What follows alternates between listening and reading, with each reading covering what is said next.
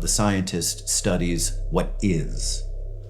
I study what people believe. And those are different things.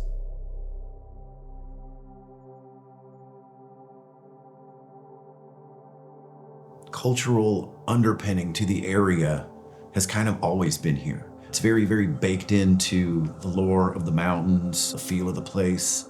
A lot of social issues in Europe, religious discrimination, famine, drove a lot of Northern Europeans in this direction. Specifically here in the area, the Scotch-Irish were the heavy influence.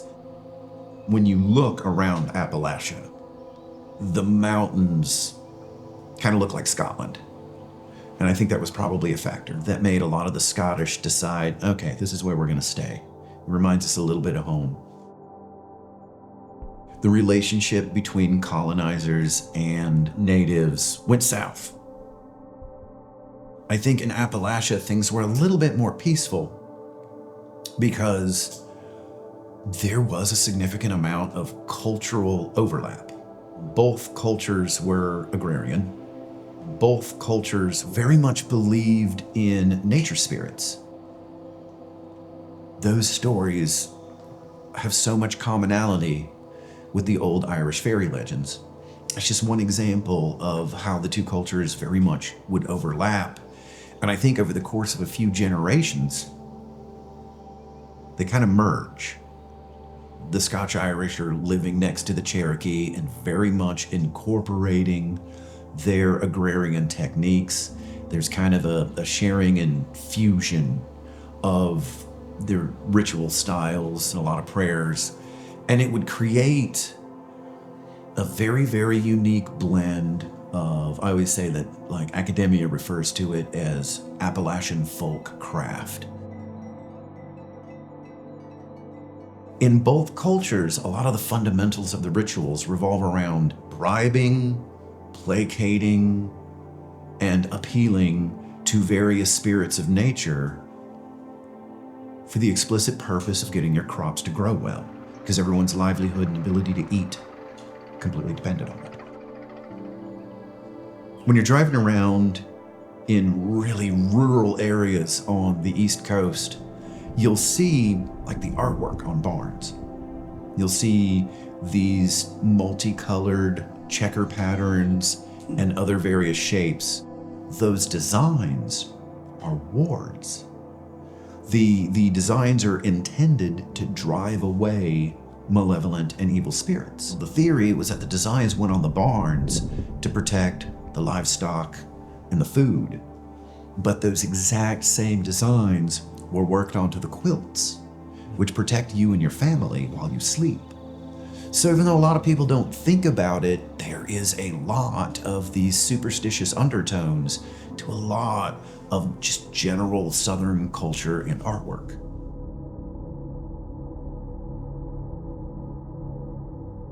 When you dive into the old European mysticism and mythology, the monsters tend to look like people. But when you get into American folklore, especially stuff that come from tribal native stories, it's more animistic. The spirits themselves tend to be painted as animals. And I definitely think that so much wilderness in the area was a factor. On the American continent, especially with those native roots, animals and the wilderness and the more natural aspects of it become huge plot points in how the stories are conceived and told. What makes Appalachian stories unique is the fusion. You even have a distinct economic class separation, but the stories are still there.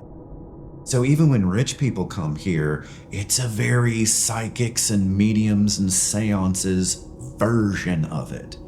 And so you end up with a lot of stacked elements. Because on the one hand, you have old spiritual practices. But kind of pressing against that is the modern scientific rational mind. And the isolation certainly affects it. The Appalachian Mountains, for a very long time, had a reputation for a lack of education. There's stories that even up to the 60s, when JFK was touring America, he got to Appalachia, he had no idea that the South was that poor. New York, Chicago, Boston, a lot of the economic and academic hubs just truly had no idea how poverty-ridden, isolated these mountains truly were. And I think that is most certainly a factor on why a lot of these rituals and ceremonies still continue to exist to this day. Because modern industrialization, modern rationality kind of started to quash the belief in the supernatural.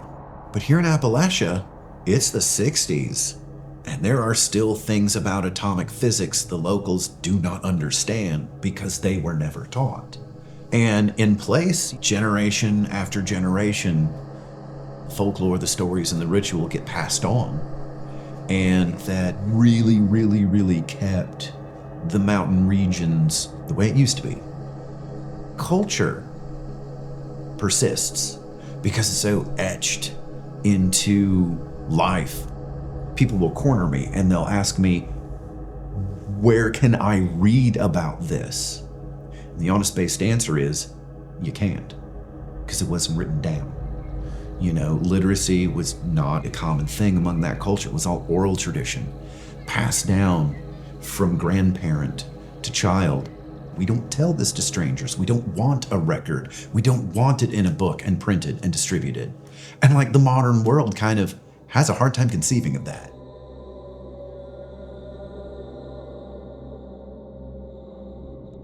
Previous to communication technology, isolated mountain folk don't really have access to a New York newspaper. So for a very long time, the ceremonies as well as the belief in spirits or the spiritual was very intermingled in religion.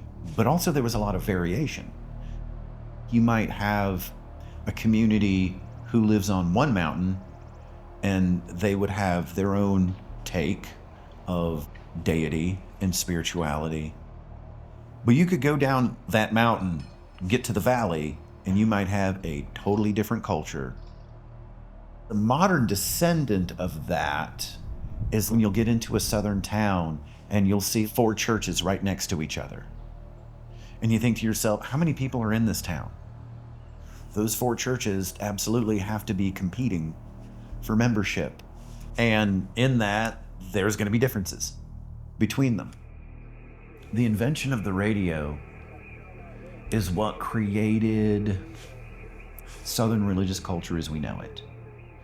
That's when one single preacher got the exact same message out to absolutely everybody in the mountains. And that hadn't really happened before. And after a lot of politicalization of faith, and especially when industrialization starts to change culture, that's where the concept of that ritual is now demonized. One person's spell is another person's prayer.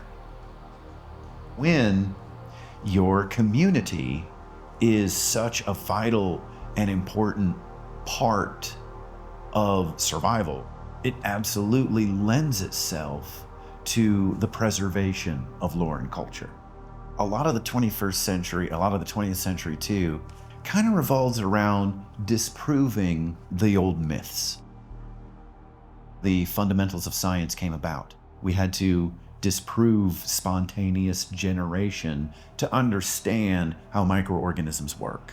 Our culture and our history is kind of filled with learning a piece of physics or a piece of science that retroactively explains lots of things that were wrapped up in folklore previously. But sometimes I think the need to disprove something can occasionally be culturally insensitive, especially on the subject of faith. We're supposed to be able to believe and worship divinity however we see fit, But there's still an incredibly intense social pressure to, well, you gotta be like the rest of us. And the isolation made it so that that pressure wasn't as common.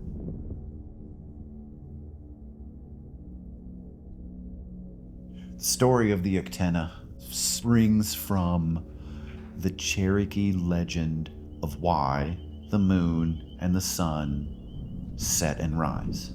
The Cherokee lore goes that there was a time long ago where the sun was just always there. And everything was suffering. Everything was burning. There was no water. So all the spirits decided to figure out a way to deal with it. So the Uktena was created. It is a giant serpent, often depicted with antlers and wings. It was supposed to eat the sun. It was created to be a sun eater. When you're looking at a natural water stream, there's parts of it that get deep, but you can't tell how deep it is because it's just black shadow. That is where the Uktena goes. And it's a symbol for things you do not know. A haint is a malevolent woodland spirit. Some claim that they are ghosts, that they are the dead. Others claim that they are the angry forces of nature. This is so reflective of that insular Appalachian culture. The haints are angry that their forests keep getting cut down for factories or neighborhoods. So there's kind of a protest against gentrification undertone. You'll hear stories where people will be walking in the woods and they'll just hear something or someone scream their name. And the rule is, you do not answer, you do not reply. When a haint finds out your name, it develops the ability to shapeshift into you, a perfect copy of you, and their desire is to replace you. The stories in the culture have evolved. After colonization, they're metaphors of social fears. In the earliest of days, the creatures in the woods were what you were supposed to be afraid of. But especially as the 20th century moves on, it is that outside gentrification that is to be scared of.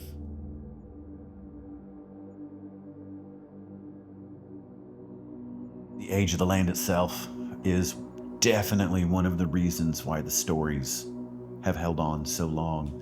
It's almost psychological. This is the oldest mountain range in the world. They're rolling, they're green, because countless centuries of erosion have hit these mountains. And you can feel it. You can feel how old the land is. It makes people feel that they have a deeper link to the land itself. Because when you're standing in certain beautiful areas, it just dawns on you how old it all is. Appalachian folklore held out longer than other areas of the world. It's just pristine, and it's just untouched in a way that a lot of modern America has never experienced before.